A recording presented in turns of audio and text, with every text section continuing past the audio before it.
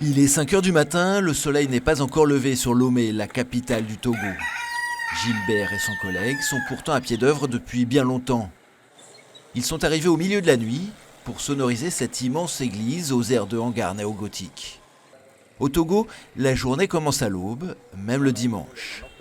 Ce matin-là, la messe est diffusée sur Radio Maria, un réseau de radio catholiques qui émet sur tout le pays.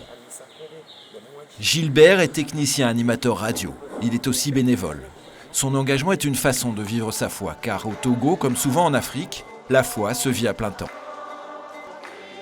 Alors nul hasard si dès les premières heures du jour, l'église est pleine.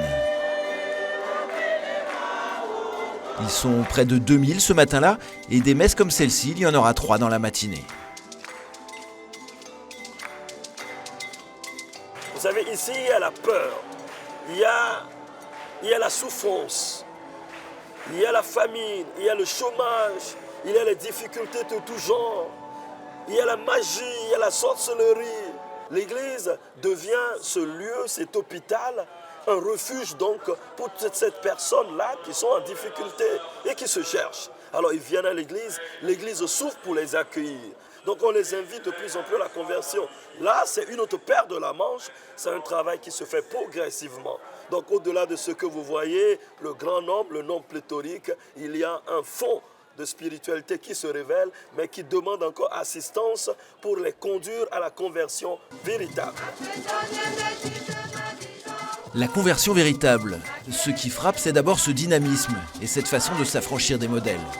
Il n'est pas rare, par exemple, que la messe dominicale dure plusieurs heures, près de 3 ce matin-là.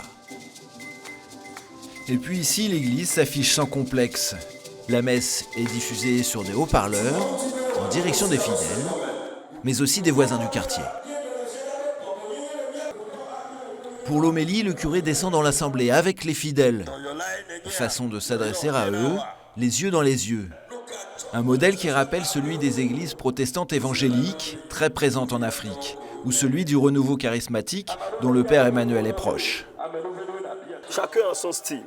On peut rester directement là-bas, mais il faut connaître son peuple. J'ai une paroisse de jeunes qui ont besoin de contacts. Et les gens ont besoin d'un prêtre qui est avec eux, mais qui n'est pas haut perché, sur son piédestal en train de lancer des invectives, mais quelqu'un qui est avec eux. C'est-à-dire ce grand prêtre qui sait descendre et partager le quotidien de son peuple. Dans ce petit pays de 7 millions d'habitants, 50% de la population est chrétienne, dont 25% de catholiques. C'est à eux que s'adresse quotidiennement Radio Maria. L'ambition de Radio Maria, c'est l'évangélisation. Mais en Afrique, ce mot revêt une autre signification. Ici, il ne s'agit pas, comme en Occident, d'enseigner ou de convertir une population déchristianisée. L'Africain, de par sa nature, n'est-ce pas, est croyant. C'est sur cela que se greffe maintenant la foi chrétienne. Vous voyez ? Et le Togolais, il a soif. Il a soif de vivre sa foi. Notre vie, c'est plus communautaire, est-ce que vous voyez ? Donc, n'ayez pas peur d'approcher aussi les autres. N'ayez pas peur de vivre avec d'autres races. N'ayez pas peur de parler du Christ avec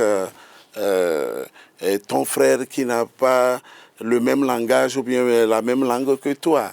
Voilà, on ne devait pas avoir peur lorsqu'on est sur le terrain de l'évangélisation.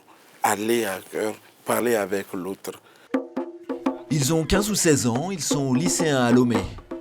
Ce jour-là, ils se sont donné rendez-vous sur la plage pour une après-midi d'évangélisation. Pour les accompagner, 2 religieuses françaises en mission au Togo et 2 jeunes prêtres togolais, dont Olivier, un prêtre de l'Emmanuel. Olivier est aussi aumônier des jeunes dans une paroisse de Lomé. Des rendez-vous comme celui-ci, il en organise régulièrement. Et si les jeunes sont demandeurs, il faut pourtant se méfier des apparences. Il y a plein de jeunes de l'église qui sont en train de partir. On ne s'en rend pas compte parce que encore on voit nos églises pleines. Mais il suffit juste d'aller au contact des gens pour voir combien de fois la déchristianisation est en train de faire du chemin. Il y a ça. Il y a l'autre option qui sont les chrétiens entre griffes, d'autres confessions qui n'ont pas pour nous la vérité tout entière, qu'il faut ramener. Il y a les autres confessions religieuses à qui il faut apporter la vérité de l'évangile. Et puis sans compter ceux qui ne connaissent pas Jésus. Et là encore en ville, on a l'impression que les gens vont encore à l'église. Mais quand on va dans les villages, il existe des villages que moi j'ai déjà rencontrés où il n'y a pas encore le Christ. Donc il y a encore du travail à faire, mais c'est énorme, c'est vaste. Aujourd'hui, l'Église africaine a trouvé sa propre dynamique. Elle est un laboratoire qui pourrait bien inspirer l'Occident.